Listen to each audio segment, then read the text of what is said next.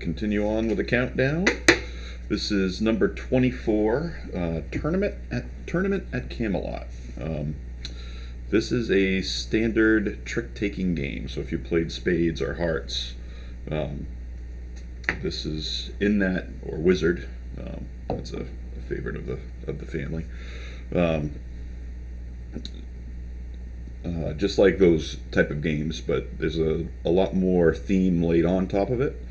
You are playing a knight, or essentially someone from King Arthur's court, in a tournament. And where this game gets different is you're not trying to take the tricks, you're trying not to be the lowest card. So the trick is forced upon you, and the cards count as damage. So each character will have four of these cards that let you, there we go, track the damage as you play, and you got 400 life, and a standard card is worth 5 points of damage, and then there's some poison cards that are worth 10, and then there's some wizards, and then there's the Merlin card, which is worth 25 damage if you end up with it in your hand. So it plays 3 to 6 players, best with 4 to 6. Takes about an hour to play. Complexity, because of some of the cards, and I'll get to them in a second. I'd say probably 13, 14 and up. Difficulty of a 3 out of 5. And this replaces all the trick-taking games. I'd much rather play this than spades or hearts.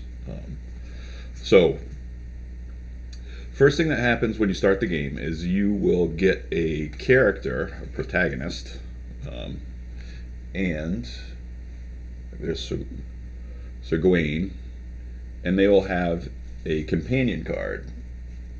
Now, sometimes the companion cards, Gawain starts with him in play. Some of the companion cards, like Guinevere is a companion card, but then she unlocks her Lancelot card when she's down to 150 health, so she's almost more than half dead. You play the game until somebody loses all their life, and then it's whatever knight or whatever player has the most life left is the winner. They give you little heart tokens to keep track. I didn't like the cardboard ones. I put some little glass beads that fit on the cards better in my set. So you play the round. You have to follow suit like a traditional trick-taking game. There's 4 suits. There's arrows, deception, swords, and sorcery. There are, like I talked about, poison cards, which have no other impact other than they do extra damage. There is the Sorcerer's Apprentice card, which when you play it, you get to name the suit and the number that you want to play. So if you were, and you have to follow suit, typical of trick-taking games if you can, but then you can play the Sorcerer. It's kind of like a wild card, and then you can say what number you want. Remembering you want to not be the lowest, so you could say a 15 or a 14. Sorry, 14. That's the highest card in the decks.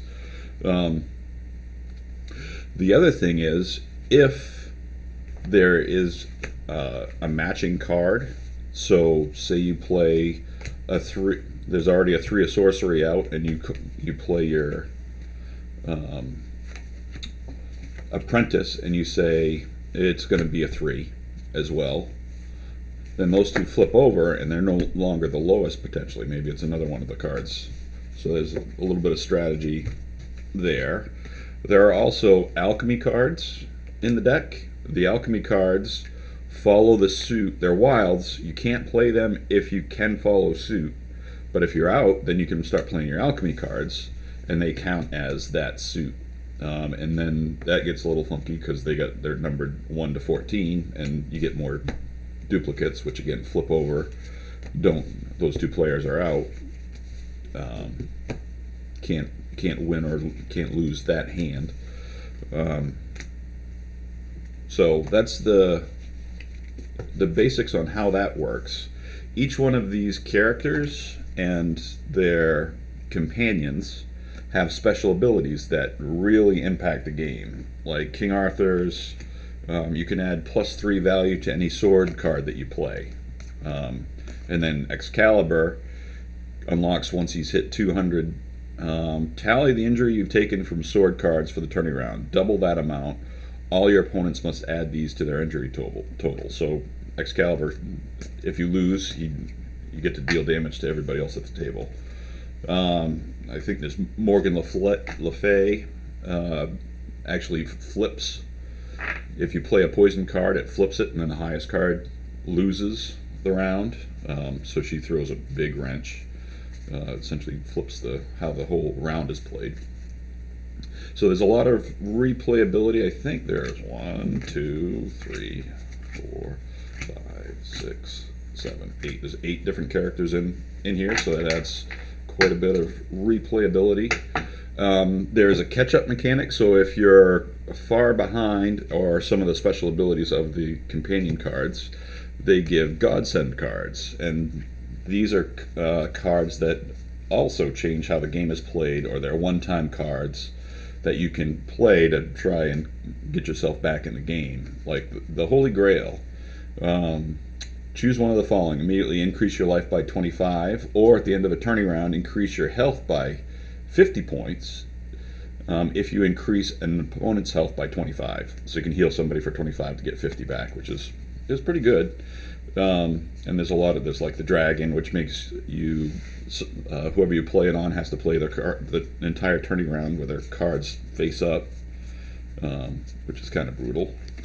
So you get these, like I said, either by the companion cards, or once you go through the deck, that's the end of a turning round.